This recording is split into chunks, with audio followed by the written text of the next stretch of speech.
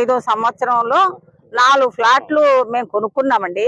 మా ఫ్లాట్లంతటిని ద్వారంపూడి చంద్రశేఖర్ రెడ్డి అన్యాక్రాంతంగా మనుషుల్ని పెట్టించి రౌడీజంగా ఇదంతా కబ్జా చేశారండి. చాలా మంది వరకు మేము పోరాడాం. వాళ్ళ గవర్నమెంట్ ఉన్నప్పుడు మా పోరాటం ఏమీ పని జరగలేదు. మమ్మల్ని అందరినీ చాలా యాతన పెట్టారు. ఇందులో పేదవాళ్ళు ఉన్నారు, కట్టుకోలేని వాళ్ళు ఉన్నారు. ఇందులో ఏదో ఫాల్ట్ ఉందని చెప్పేసి చూపించేసి నానా ఇది చేసేసి మమ్మల్ని సఫర్ చేశారు. చాలా చాలా బాధ పెట్టారు.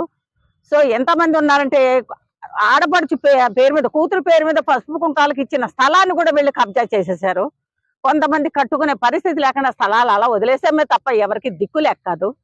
సో ఆ విధంగా అయింది. ఇప్పుడు మా గవర్నమెంట్ వచ్చింది.